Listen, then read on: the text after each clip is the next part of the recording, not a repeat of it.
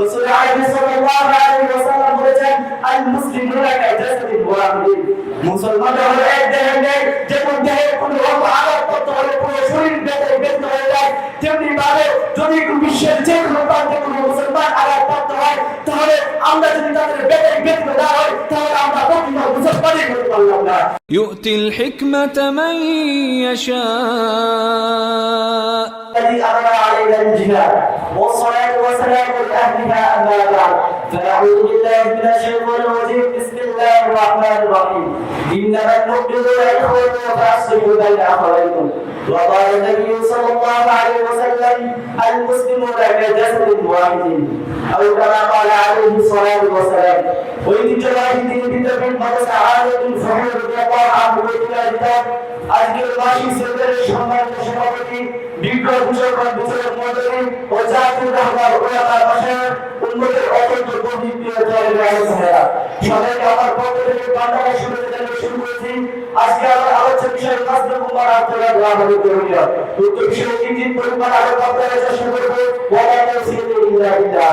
প্রিয় মুহতারাম হাজির, বিশ্বের মানচিত্রে রয়েছে সংঘাতের মধ্য দিয়ে মাঝে আছড়ে দাঁড়িয়ে থাকা মাজলুম রাষ্ট্রের নাম ফিলিস্তিন। মুসলমানদের পবিত্র ধারণকারী এক পবিত্র ভূমি, শত শত বছর হাজার হাজার সাহাবীদের পবিত্র এক পবিত্র ভূমি। রাসূল সাল্লাল্লাহু আলাইহি ওয়াসাল্লাম মিরাজের রাত্রিতে বাইতুল মুকাদ্দাসে সম্মানিত আম্বিয়া আলাইহিস সালাতু ওয়াস সালাম এবং ফেরেশতাদের ইমামতি করেছেন। কিন্তু আগের টুকরো পরিবারের সাথে কথা হচ্ছে মুসলমানদের সেই পবিত্র স্থান আজ ইহুদিদের খালাদারাই ধ্বংসস্তূপ পরিণত হয়েছে। এই ঘটনা শুরু হয়েছিল 1939 সালে, যখন দ্বিতীয় বিশ্বযুদ্ধ শুরু হয়।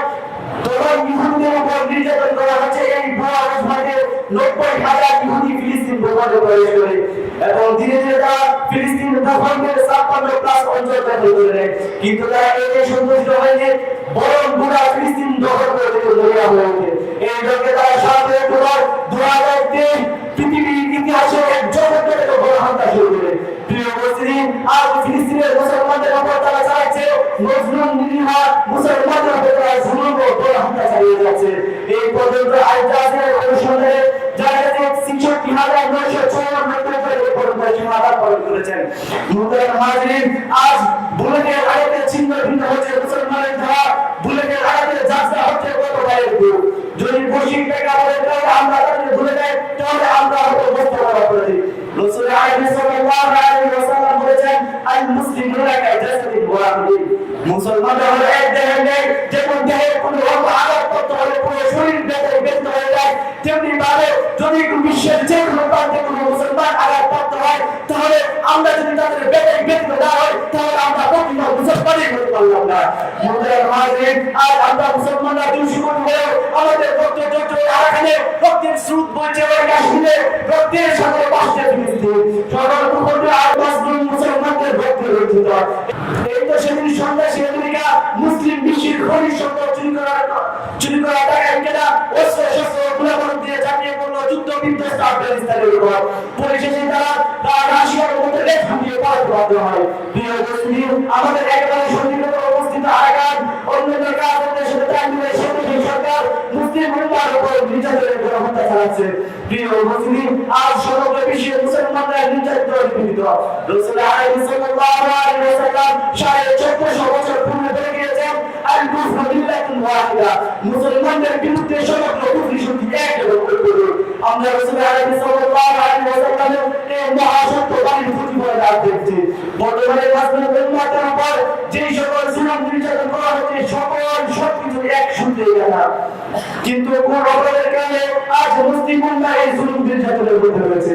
প্রিয় উপস্থিতি, যে জাতির পূর্বসূরীরা একসময় কাঁপিয়ে দিয়েছিল পৃথিবীর আকাশ বাতাস, মুসলিম মানবতাকে ছুটে গিয়েছিল দিক থেকে দিগন্তরে, যে জাতির পূর্বসূরীরা তরবারির অগ্রভাগ দিয়ে রেখেছিল মুসলিম মানবতাকে দুর্দিক ছাড়া, যে জাতির পূর্বসূরীরা একসময় প্রচন্ড প্রতাপে শাসন করেছিল পুরো নব্য জাহান, কিন্তু সেই জাতি নির্যাতিত নিপীড়িত।